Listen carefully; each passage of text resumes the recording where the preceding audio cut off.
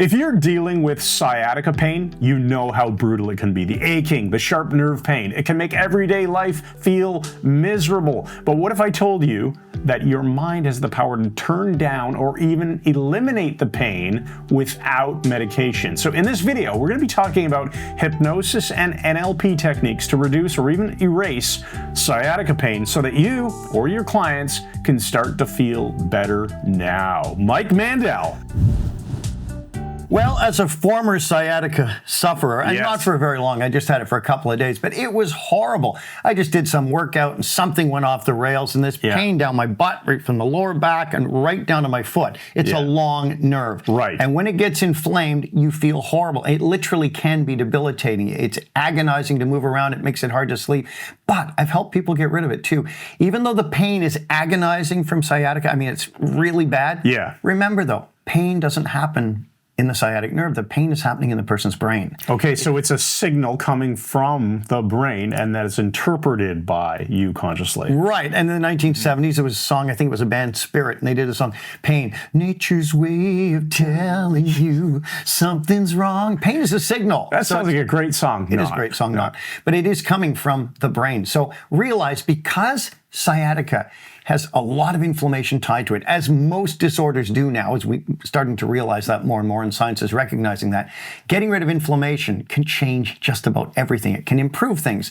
And inflammation, according to Dabney Ewan, late great Dabney Ewan, responds to hypnosis. So that's really a cool thing to know. Since hypnosis can turn down inflammation, both localized and generalized, relief from sciatica is practically guaranteed to some degree. Yes. Some people get rid of it completely, but yeah, we're not saying it's going to go from whatever it's at to zero. What we're saying is that you're almost guaranteed in every single situation to get some noticeable benefit. That's it. And that's a great thing if you don't have to take drugs. Yes, it is. In fact, pain comes from the unconscious mind. It's running all this stuff. It's warning you. That's why you get a swollen ankle when you sprain it, and it hurts like hell. Your brain is saying, stop walking on it, rest it. So that's how it's a signal something's wrong. But the pain will start to get your conscious attention. And when that happens, the pain of the identical situation will be different for everybody. The same injury, the same sciatica, whatever, will feel different to different people because pain and suffering are not the same thing. That's a good point, right? So two people could have an identical degree of pain, however one would gauge and such one a could thing. just go, oh, I'm in some pain, and the other is suffering, like emotionally suffering. Yes, some people suffer terribly, whereas others sort of dismiss it. Push it into the background. It's the Black Knight in the Python thing, you know? Yeah. It blows the guy, it cuts the guy's leg off, and he said, oh, I've had worse. Yeah. Just completely minimizing it. And I suppose there's a sense that the level of pain someone's in is more likely to trigger suffering. So if the pain is low level, and if we can take it using hypnosis and NLP tools and dial it down, then there is no suffering. There's just a little bit of what we would call discomfort. Brilliant. So let's look at some of these methods.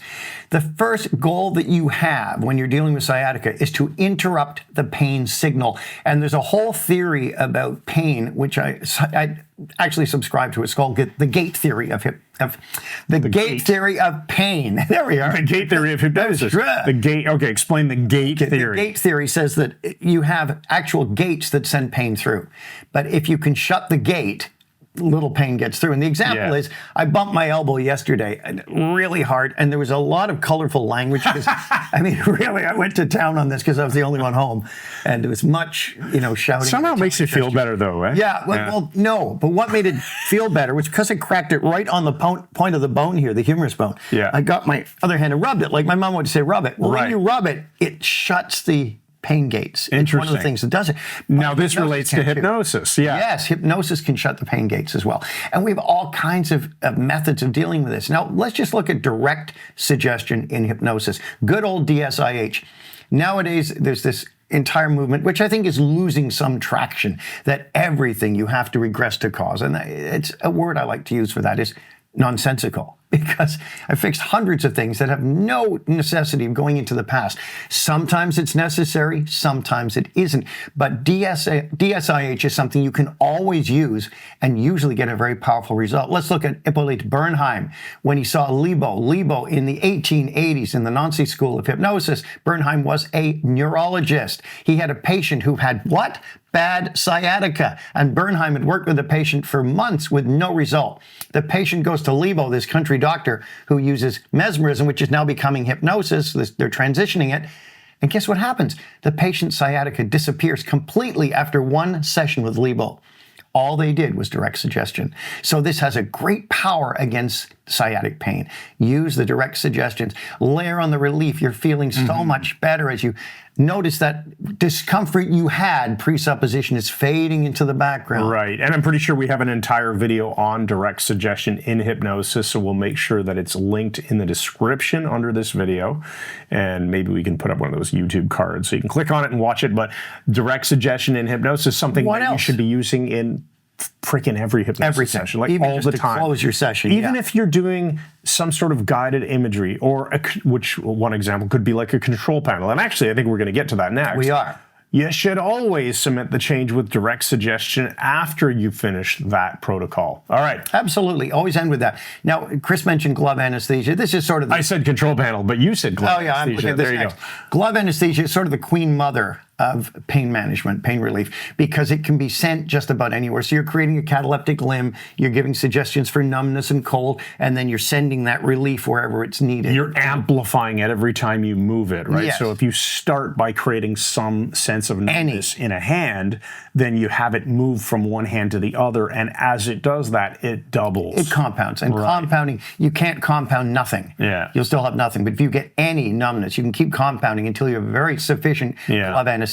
They can either put it on their leg and send it down the sciatic nerve or have it flow down. I think I put the hand there would probably be a better result. But what about the control panel? The control panel, I really like the idea of the control panel. Funny enough, as we're in the studio here and there's a mixer and all these knobs and You're still stuff. talking about the studio. Yeah, you can have people imagine in trance, right? So obviously do the hypnosis part, induce trance, deepen the trance, use some language to set the whole scene up, and have the person go on an imaginary journey. Oh, what are you doing here? Watching us live stream? I was seeing how many people commented. Have people go on an experience where they would, at some point during this guided imagery, arrive in some sort of room where there is a control panel and there are the necessary and appropriate knobs or sliders or switches to deal with the pain, to deal with the discomfort. And don't call it pain, by the way. Don't call it that horrendous pain. Call it the discomfort. Or that unpleasant feeling. And what would you typically do in the control panel? I'd say there's going to be a knob, a switch, a lever somewhere here,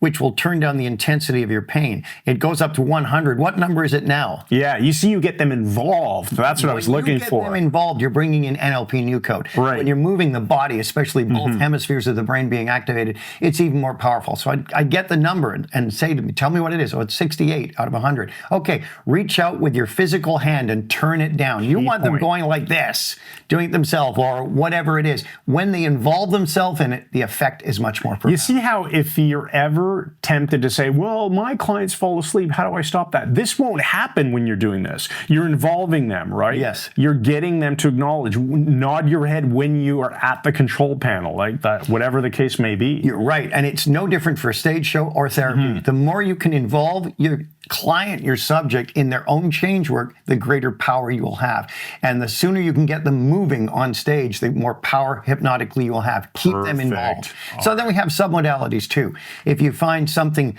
say they have this gets into pure NLP. It does, here, right? but since all NLP, or at least most of it, which is at least 51%, contains hypnosis just by default, it still applies. A friend of mine, Bob Palmer, he did his NLP trainer track the same time I did. We're in the same class with Derek Baumer. And Bob works entirely with sports personalities, some of them very high level. And he has some amazing methodologies. He'll say, look at your good leg and notice what it feels like as you look at it. Now look at the injured leg, the injured knee, whatever. what do you notice? What changes? Oh, I see a red spot here. Or whatever. And he'll say, okay, what does it need? Well, it needs like the green that's on the other. Okay, reach down with your hand Imagine and that move it happening. over. Yeah. Yeah. What Oh, I else like does it that. need? Reach out with your actual hand and imagine taking that green. And putting some of it here. And of course, the brain understands what you're doing. You know, that's so funny because, okay, with young kids, I've often played this game that just works so well because kids imagine, and the whole point here is that you can get adults to imagine things change. I used to do all kinds of crazy stuff with my kids, just say stuff like, I am taking your earlobe and I'm putting it on your elbow. And they'd go, grab it and put it back. And I just thought it was funny. To me, it's still very humorous. So try that with children. It's hilarious. So if you want to learn more about this topic, head on over to MikeMandelHypnosis.com. You can study hypnosis with us at the Mike Mandel Hypnosis Academy, or if you're just interested in learning things for yourself, making your own life better, but you don't necessarily want to be a hypnotist, check out the Brain Software Syndicate. It's a low-cost membership. There's tons and tons of free resources included in that membership, and it's a great community of people like you who are smart and motivated and want to live a better life. We'll see you in the next video. Thanks once again, and good night.